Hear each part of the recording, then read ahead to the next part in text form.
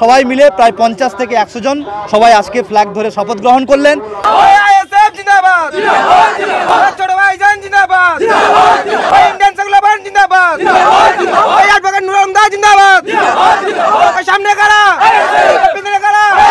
যখন হকের লড়াই আর দুশ্মনের লড়াই চলছে তখন আচ্ছা কামানও ফেল হয়ে যাবে। কোনো অভিষেক বলো কোনো অভিষেক বলে কোনো কামান ফামান চলবে না। এবং আমার কাছে খবর আছে অভিষেক ব্যানার্জি আসার আগে প্রায় কিছু না হোক কয়েক হাজার ব্যক্তি একসঙ্গে ফ্ল্যাগ ধরবেন টিএমসি থেকে। যেখানে শওকত মোল্লাকে দিয়ে এতটা গুন্ডামি হলো সেখানে অভিষেককে দিয়ে গুন্ডামি হবে না, তার কোনো ইয়ে আছে? আরও তো গুন্ডামি বেশি হবে, আর গুন্ডামি করার জন্য তো অভিষেককে এখানে দিচ্ছে। কেন ভাঙড়ে কি কোনো নেতা নেই টিএমসির? অভিষেক বন্দ্যোপাধ্যায় আর মাত্র আসতে ভাঙড়ে 2 থেকে 3টে দিন বাকি, তার আগেই দলবদল। তৃণমূল থেকে আইএসএফে একাধিক একেবারে আপনারা জানেন যে একেবারে পরিচিত মুখ তৃণমূলের হয়ে বারংবার আমরা দেখেছি লড়াই করতে। তারা আজকে হঠাৎ করে তৃণমূল ছেড়ে আইএসএফে জয়েন হওয়ার মূল উদ্দেশ্য কি আমরা সরাসরি কথা বলবো। এবং এই যাদবপুরের প্রার্থীর হাত ধরে আজকে আইএসএফের প্রার্থীর হাত ধরে তারা তৃণমূল ছেড়ে আইএসএফে জয়েন করেছেন এবং অভিষেকের বিরুদ্ধে একেবারে ভুড়ি একেবারে এই অভিযোগ তুলে ধরছে তারা তৃণমূলের বিরুদ্ধে। তৃণমূলের গোপন তথ্য তারা ফাঁস করেছে এই মুহূর্তে আইএসএফে আসার পরে। তারা কি বলছেন আমাদের ক্যামেরার মুখোমুখি দেখতে থাকুন বিস্তারিত খবর আইএসএফ বাংলার পর্দায়। ভাঙড়ে আর মাত্র 2-3টা দিন বাকি অভিষেক বন্দ্যোপাধ্যায় আসবে, তার আগে তৃণমূল ছেড়ে আইএসএফে জয়েন করার মূল উদ্দেশ্যটা কি বলবেন? অ্যাকচুয়াল তো শান্তি তো একমাত্র আইএসএফ, তো শান্তির জায়গায় আইএসএফ ফিরে আসছে। যারা আমাদের বাপেরা গেছিলেন কিংবা আমাদের যারা বড় ভাইয়েরা যারা গেছিলেন ওনারা বুঝলেন যে তৃণমূলের মধ্যে কিছুই নেই। একটা লক্ষ্মীর ভাণ্ডার দিয়েছে, ওই ভাণ্ডারের ভিতরে কিছু নেই, ফাঁকা। সেই ফাঁকার জন্য দেখলো যে ভাঁওতা আর ধোকা খাড়া কিছু নেই। আইএসএফ হচ্ছে মূল লক্ষ্য, আইএসএফ হচ্ছে গরিব মানুষের আওয়াজ, আইএসএফ হচ্ছে সাধারণ মানুষের আওয়াজ।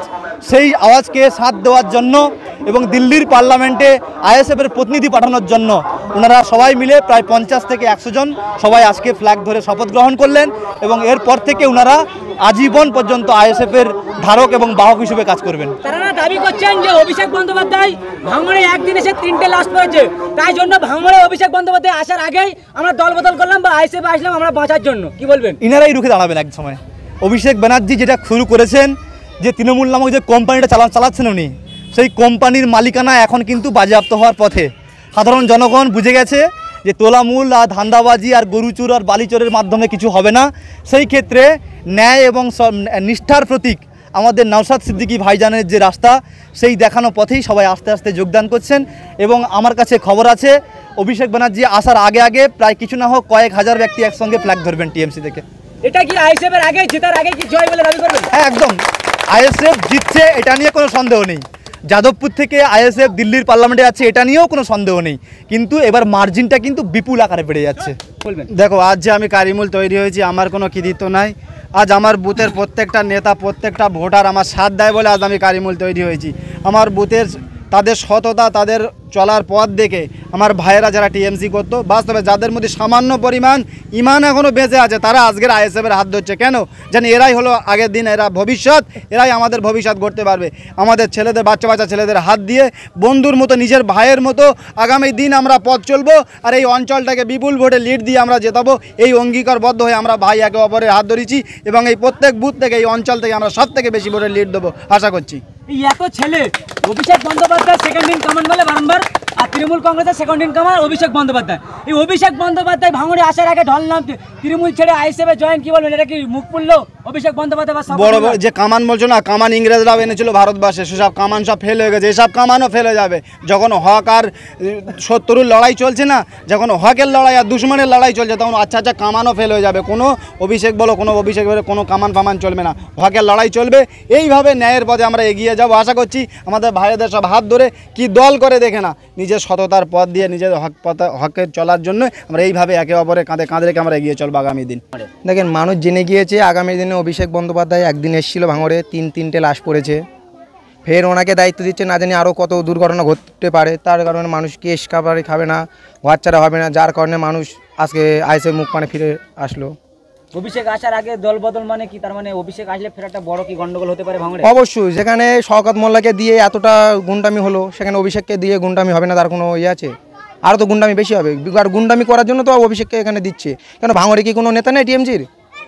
তাহলে নেতা যতক্ষণ নেই, তাহলে মমতা ব্যানার্জি এত কেন আক্রমণ হচ্ছে ভাঙড়ের প্রতি? বাইরে থেকে নেতা এনে ভাঙড়ে গুন্ডামি করছে।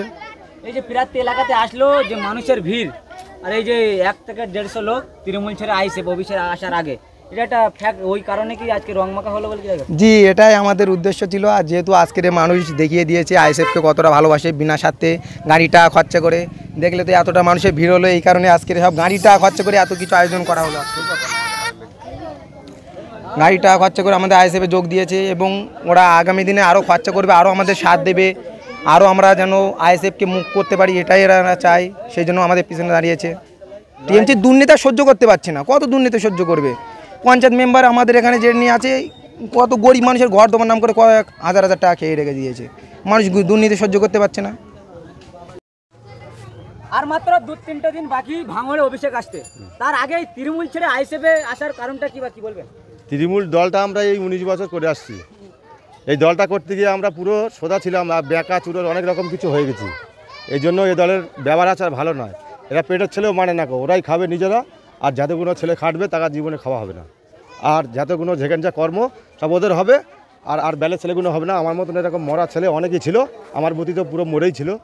আমার এই ছেলে বিলেলে একসাথে আমরা উঠছি, আমরা আইএসএফটাই করবো, আমরা টিএমসিটা আর করবো না। কেন টিএমসি দলটা মানে কি, সারা লোকের মুখে শুনছি যে চোর, কিন্তু আমরা ওইটা বলে আর লজ্জা পাবো না। মানে ওরা তো যাদের চোর চোর সব আগামী দিন দেখা যাবে। ভোটের পরে একটা একটা করে তোলা হবে, কে চুরি করেছে, কে পয়সা নিয়েছে, কে কত খেয়েছে, সব দুর্নীতি করেছে, সব বোঝা যাবে ভোটের পরে। কি বলবেন? তোমার ভাই যেটা বলেছে ওটাই আমার কথা, ওটাই আমার কথা, আমার আর কিছু বলার নেই। ভাইরা বলুক, কি জানাবেন? এই যে রং মাখা একেবারে জেতার আগেই প্রার্থী আসলে রং মাখলেন, আমরা হাত ধরে চেপে জয়েন করলেন। আমরা একটা খুশির আনন্দ যে আমাদের নূর আলম খান আমাদের যাদবপুর কেন্দ্রে খুব বিপুল ভোটে জয়লাভ করবে। আমরা খুব খুশিতে বুক ভরে যাচ্ছে, মা বোনেরা সব আশেপাশে খুব আনন্দিত, আমরা খুব খুশিতে একেবারে মাথোহারা হয়ে আছি। এমন একটা লড়াই কি জারি থাকবে তৃণমূলের? হ্যাঁ, অবশ্যই জারি থাকবে। ভয় লাগছে না তৃণমূলের? কিসের ভয়? ও 2-4টে নেতা ওরা রয়েছে, আড়ালে আবডালে গিয়ে ওরা নেশাবাম করে যেটা ওদের করণীয় কাজ সেটাই করে, কিন্তু ওভাবে হয় না, ওভাবে চলবে না। এটা ভাঙড়, ভালো করে মাথায় রাখতে হবে।